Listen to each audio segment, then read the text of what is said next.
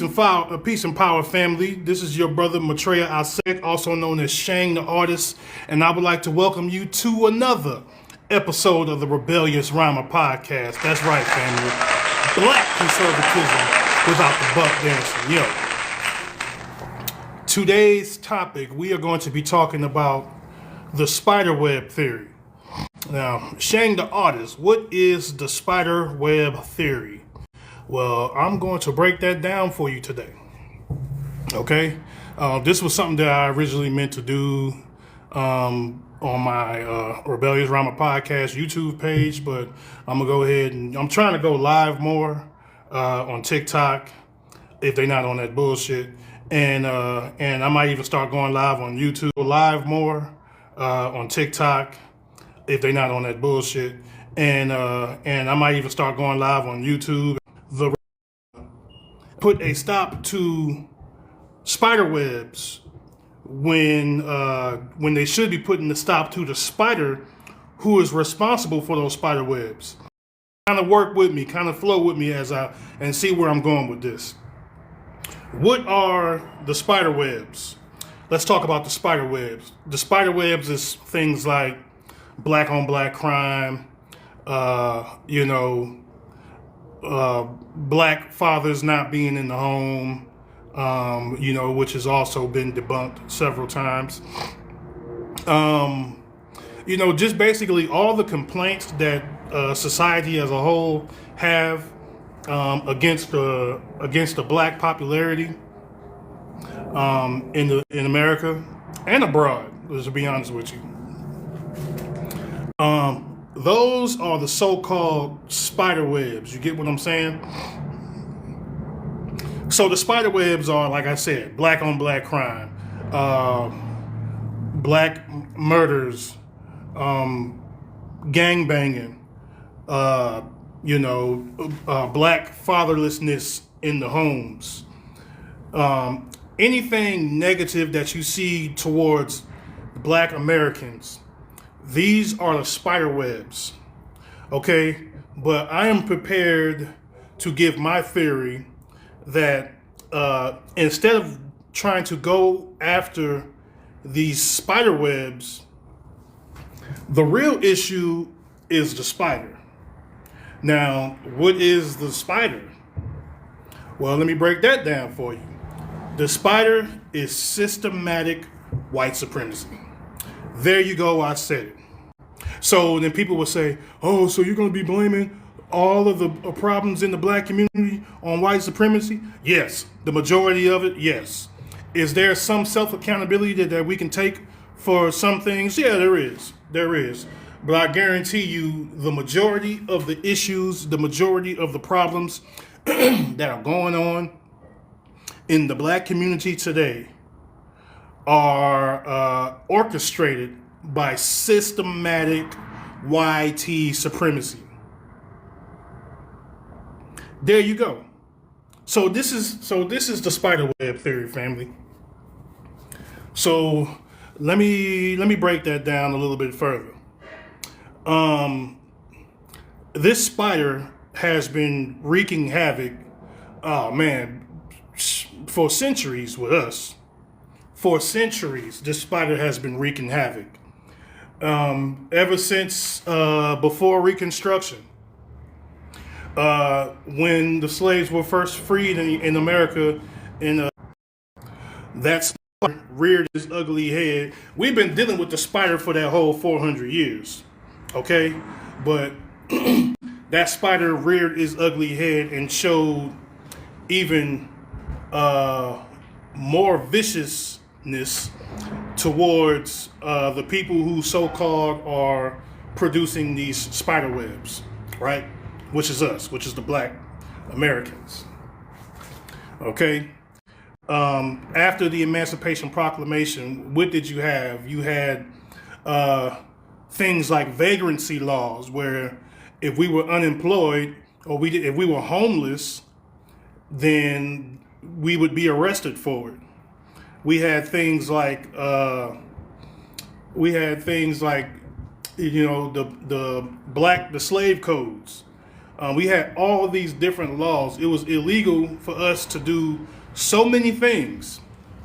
It was illegal for us to read. It was illegal for us to gather in large numbers. I believe like a group of more than 10 would require supervision from a white. Like a group of more than 10 would require supervision from a white. During that time, those we considered those crimes, even though it's, reading, how is reading a crime, right? But it was considered a crime. Now, reading would be considered in those days a spiderweb, a issue, a problem within the black community. Why are we reading? We're not supposed to be reading. You see what I'm saying? So, but the point that I'm making is this. The spider webs are not going anywhere without dealing with that monstrous spider first. You get what I'm saying? We have to deal with the spider first. So let's talk about that. Let's start with, I don't know, we could just throw a subject in the hat. Black fatherlessness in the home. It was always a myth that black fathers were not in the home. Now, did we have some assistance, some help with creating that type of an issue? Yes, but it was never what it was portrayed in the media, okay, as far as black fatherlessness. And you want to talk about it, let's talk about the origins of this so-called black fatherlessness in the homes, right? Starting off on the plantations, the splitting up the families, dehumanizing the father in front of his family, in front of his wife and children, separating families, selling family members. That absolutely devastated the black community. So if you want to talk about some origins of this black fatherlessness, look no further than the plantations of the separating the family, splitting the family up, selling the father, selling the children, selling the wives. Look no further than that. So again, that is not an issue of spider webs. That is the spider committing its heinous acts. You see what I'm saying? So what else do we have? We have in the 1960s. Well, let's even before then. Let's go Reconstruction era. Okay, let's go 1920s. Let's go what do you call it? Great Depression era, right? Where it was a lot more difficult for a black man to make a decent living to support his family. Okay. So, you hear stories about, the black man left the home. He said he was going to go off to get a loaf of bread and he never came back. We all heard stories like this back in the days of black fathers leaving their families behind, right? But then when you ask these fathers, well, why is it that you left your family behind? And they would say things like they couldn't bear to watch their children starving and them not being able to do much about it, them barely being able to keep their heads above water, and watching their children starve and watching their women starve was hard for them to deal with. So a lot of black men, even though they would make it seem like, the black man just left the home to go and just go frolic the streets and just be a loser and go, no, that's not the case. A lot of black men left the homes looking for job opportunities. You know what I'm saying? So they can take care of their families. A lot of black men left looking for job opportunities. Yeah, you had some black men who had another family down the street and all of that stuff. It's not like that was widespread within the community, but it did exist, okay? And that's where the self-accountability comes in. We don't have to be going around creating multiple families and not being able to take care of them. All right. So, but these are some of the issues that are some of the origins of this so-called fatherlessness within the black community. You understand what I'm saying? But that black fatherlessness, even before I talk about debunking that, let's move on to the civil rights movement in the 60s, in the feminist movement, where the feminist individuals would work with the Democratic Party, with the government, period, to people like what's her name? I was about to say Maxine Waters, but that's not who I'm thinking about. Who am I talking about, family? The politician, the first black female politician. I don't want to take a lot of time trying to remember her name because it's at the tip of my tongue. I don't know why I'm having a brain fart right now. What is her name? What is the sister's name? Okay, you know what? I'm moving on because I can't remember her name right now. It's going to come to me in a minute. But so the modern day feminism, right? And the Democratic Party subsidizing black women with welfare, with SNAP programs, WIC programs, housing programs, things like that. Not allowing a man to be in the home. If the man was in the home, then you would be penalized, and just all kind of stuff. So you want to talk about black fatherlessness? Again, that is the spider producing its web, producing that particular web, okay, of black fatherlessness. That's what it is. That's systematic. That's something that we barely have any control over. We have some control over it. There's some things that we can do to combat these things. But for the most part, that is the spider, again, rearing its ugly head and producing spider webs. That's what I'm talking about. These spider webs would not exist without this damn blasted spider, okay? I got something in my eye.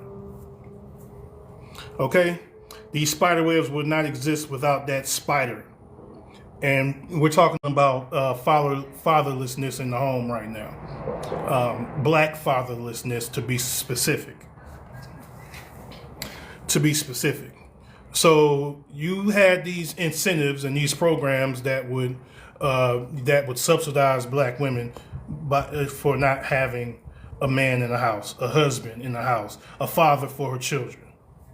That was subsidized, and that was systematic, and that was done on purpose to break up the black family and to dehumanize and feminize the black man and to make him not needed, not wanted in the black home. You understand what I'm saying? So we talk about fatherlessness. Let's talk about the root cause of this so-called fatherlessness. You see what I'm saying? So those are some of the issues, and those are some of the spider webs that should and need to be dealt with, and that is being dealt with. Now let's debunk some of that, because when I bring up and that is being dealt with. Now let's debunk some of that, because when I bring up these so-called spider webs, they're all are things or whatever that can be debunked. You understand what I'm saying? Let's talk about the CDC. CDC studies show, and this was done as recently as 2017, but you have more recent studies by the CDC that also says the same thing, that actually black fathers are the most involved in their children's lives, more than any other group or more than any other race of people. And if you don't believe me, you can look that up for yourself. You can just go to the CDC website and you look up fatherlessness in the home, or just look up fathers that are most involved with their children. Just look up different things like that, and you will find the stats, okay? But black fathers are the most involved in their children's lives, okay? According to the CDC studies, we read more to our children on a daily basis.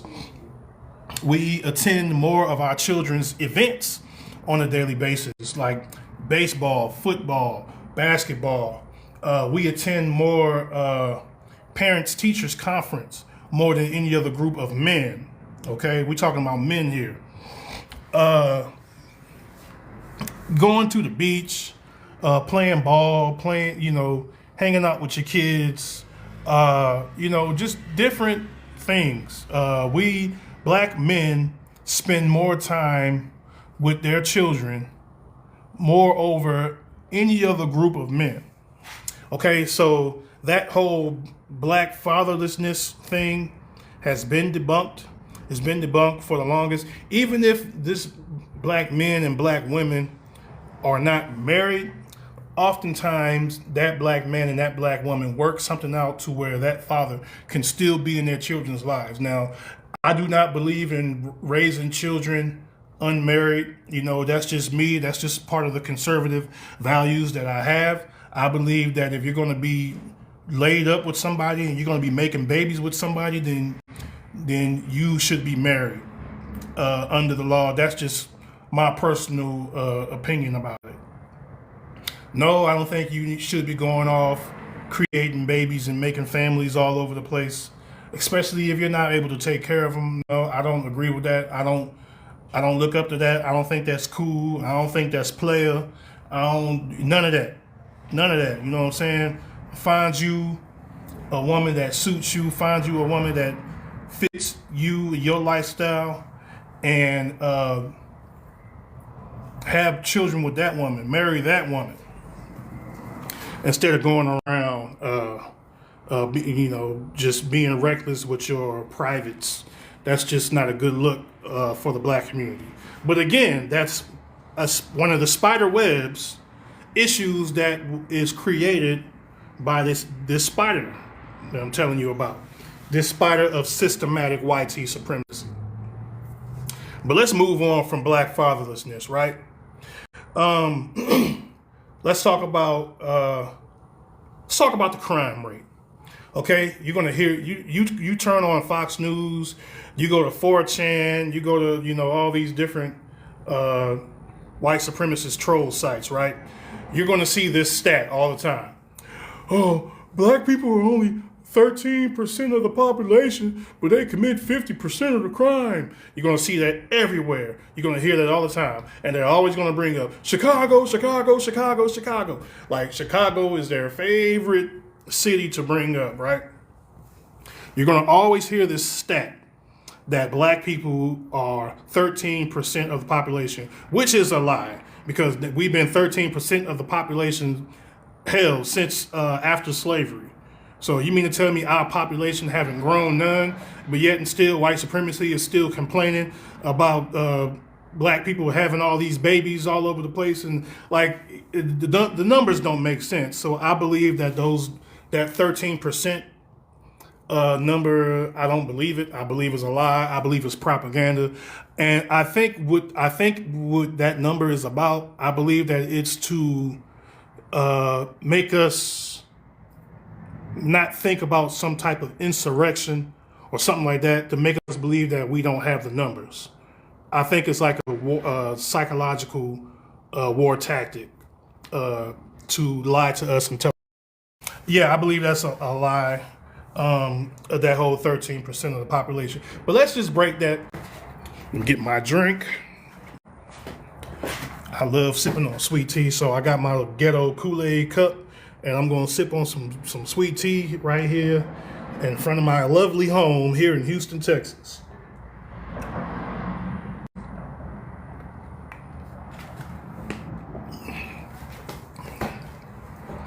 Let's talk about that whole black people are 13% of the population but commit 50% of the crimes.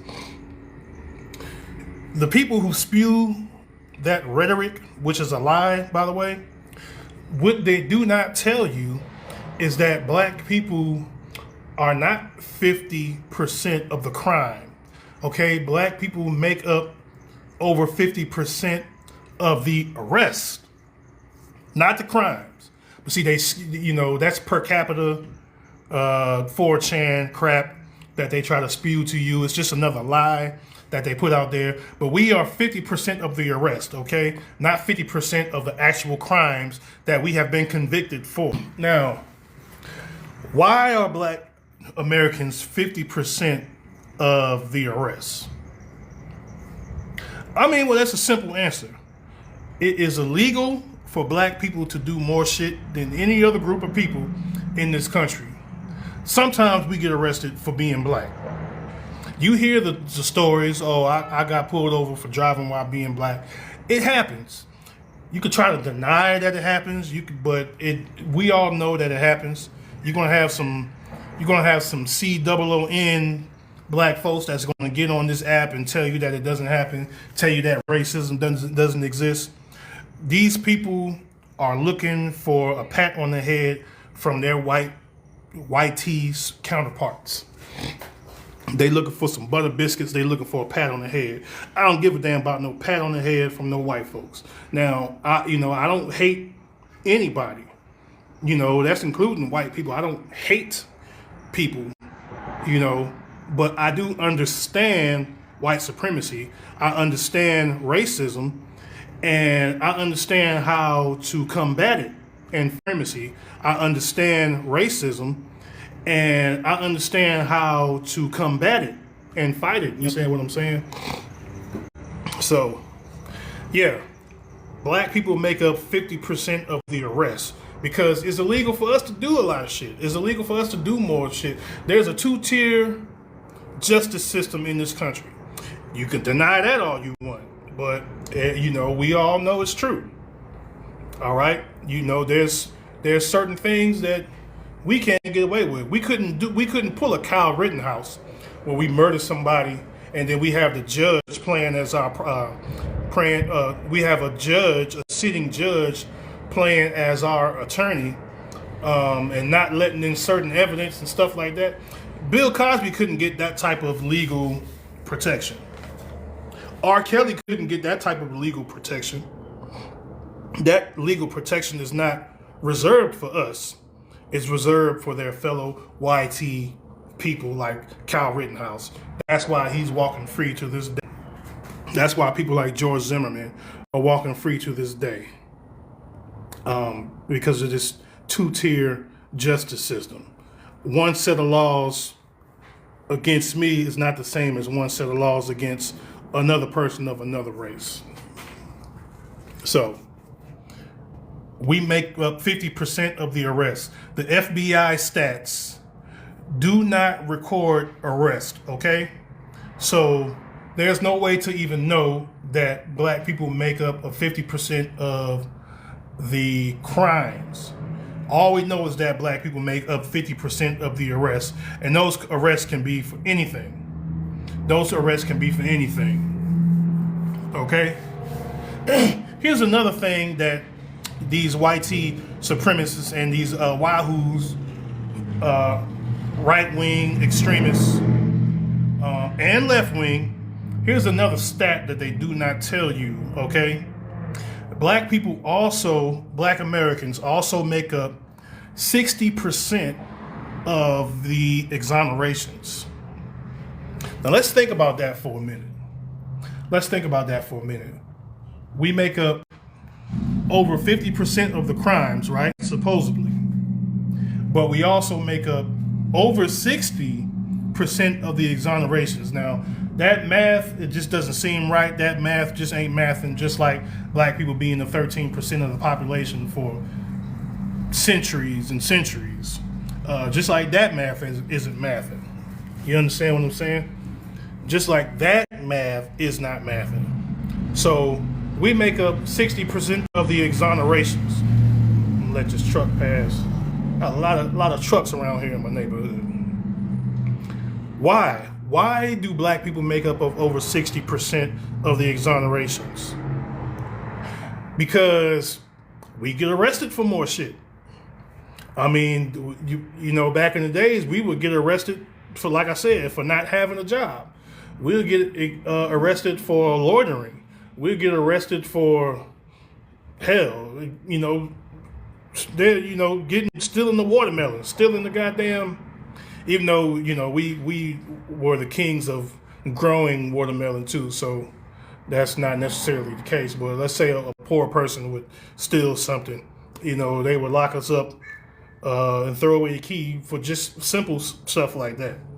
Like I said, reading, writing, all these different type of things that we were arrested for, being too uppity, knowing our self-worth. We were arrested for things like that. So, and today we are arrested, we're pulled over, arrested at a higher rate, we're over policed more. We have arrested, we're pulled over, arrested at a higher rate, we're over policed more. We have overabundance of police in our neighborhood. That realized, we are over policed more than any other community. That is all by design. That is all systematic. That is writer that I've been telling you about. Okay, so that whole writer that I've been telling you about. Okay, so that whole line that Black Americans are 13% of the population with 50% of the crimes. It's a lie. It's a lie. It is false. Continue like some. I come when Black get pulled over, they always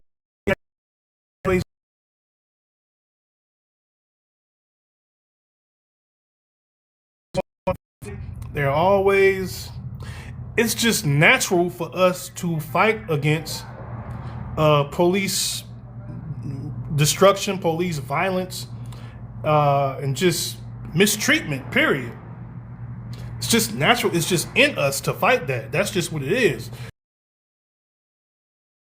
Now, I don't teach people to fight the police, to combat the police, to yell and argue. My YNs out there, this message is for you. When and if you get pulled over, you are to pretend as if you are behind enemy lines, because you are. Okay? You are behind enemy lines. So act like it. Silence is golden. Okay? Stand tall. Be a man. Look him in the eyes. Look the lawman in the eyes. You understand what I'm saying? Let me see what I'm doing here. Be quiet. If they then shut your mouth. Don't say nothing. You stand tall, you poke your chest out, you keep your head up, you look that man right in his eye. If they ask you a question, answer it and then cut. Okay? Be strong, be powerful. Don't be emotional. Don't be overzealous. Don't be jumping around. Don't be saying, I ain't do nothing. 9 times out of 10, if you didn't do nothing, they know that you didn't do nothing. But they don't care that you didn't do nothing. Their goal is to try to harass you and to try to provoke you enough to get an emotional response. And then with that emotional response, they can say that they fear for their life, and then they can take you down. They can kill, they can unalive you. Okay, and 9 times out of 10, they will. They can kill, they can unalive you. Okay, and 9 times out of 10, they will get away with it. They'll get away with it 9 times out of 10. So control your emotions. You get pulled over by the laws. Control your emotions. Understand that you are behind enemy lines, and you do not need to open your mouth. You don't need to argue. You don't need to yell, fuss, and fight. Like I said, I'm going to tell you this one more time. Stand tall. Look that police officer in the eye. Be quiet. You shut your mouth. If he asks you a question, you answer it. And if other than that, you just be quiet. You be quiet. You let your lawyer do the damn talking for you. You understand what I'm saying? You explain yourself in court. Don't be fighting and arguing with these police officers on the side of the road, because it's not going to work out for you. It's not going to work out for you. They call backup, that's it. His boys are going to show up. they're not going to even care what's going on. The first thing they're going to want to do is pounce on you. So be easy. Be cool when you get pulled over. Answer the questions. Your goal is to get out of there without being harmed, okay? That's your goal. So let's talk about other so-called spider webs. Let's talk about mass incarceration, right? The prison industrial complex. Let's talk about that. Let's talk about these laws that was signed, that was written and signed into law by y'all boy, Joe Biden. Okay, signing these laws. And Bill Clinton, cars is loud. And Bill Clinton adding on to that with the 3 strikes bill and signing that. Let's talk about that. Again, mass incarceration is the spider web, and this goes back to the black on black crime. This goes back to the different things that are considered the spider webs. This goes back to the black on black crime. This goes back to just anything that's considered illegal amongst the black community, like walking while black. You think that's not illegal? Then you tell the people in New York who's been arrested for the what do you call that law? Stop and frisk.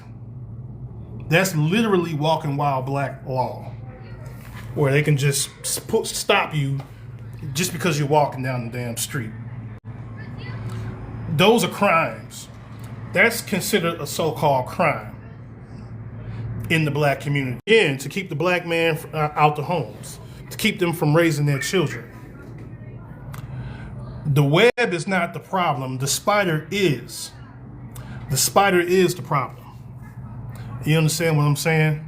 So that black on black crime and all of that stuff, which is really a myth. Black on black crime is a myth too, because nobody talks about white on white crime. Nobody talks about Asian on Asian crime, or Hispanic on Hispanic crime. White people are more likely to commit a crime against another white person. 85-90% more than likely they're going to commit a crime on their fellow white person. You commit crime on the people who are closest to you. That's just what crime is. So we talk about, let's go back to the black community. We're talking about crime in the black community, that spider web, right, of crime. We're talking about places, whenever you have a neighborhood that's been deprived of resources, that's been deprived of federal funding, that's been deprived of things like, recreational centers, learning institutions, shutting down schools, things like that. When you have a neighborhood that's economically deprived, obviously the crime rate is going to go up. You see what I'm saying? The crime rate is automatically going to go up when you have economic deprivation. So a lot of people think, well, the answer to that is to move. That might help you as an individual, but as far as helping the people, I think the best solution to that is to buy up the block, clean it up, and make it a better home for you and your family and your people. That's the solution right there. Buy up the block. Now, we could talk about eminent domain and all of that stuff. I just did a live about that the other day. But that's to me, that's the best solution. Look here, I am going to end this live because I didn't start with a lot of battery life, and now my battery is running low. But so yeah, I will do another version of this spiderweb theory, but that's basically what a spiderweb theory is. The spider being white tea supremacy, the spiderweb being things like black on black crime and mass incarceration and things like that. So basically the point that I'm trying to make with this video is that the majority of the crimes and the things that go on within the black community, it can be traced back to white supremacy and economic deprivation of black neighborhoods. Okay, it's been happening for centuries. We never got a chance to pass our wealth down to the next generation. That's all done by design. It's something that need to be combated, and we need to fight that. And we need to replace a system of white supremacists with a system of justice. And that's it. I'm going to go ahead and end this live. Once again, this has been another episode of the Rebellious Rhymer podcast. I am your host.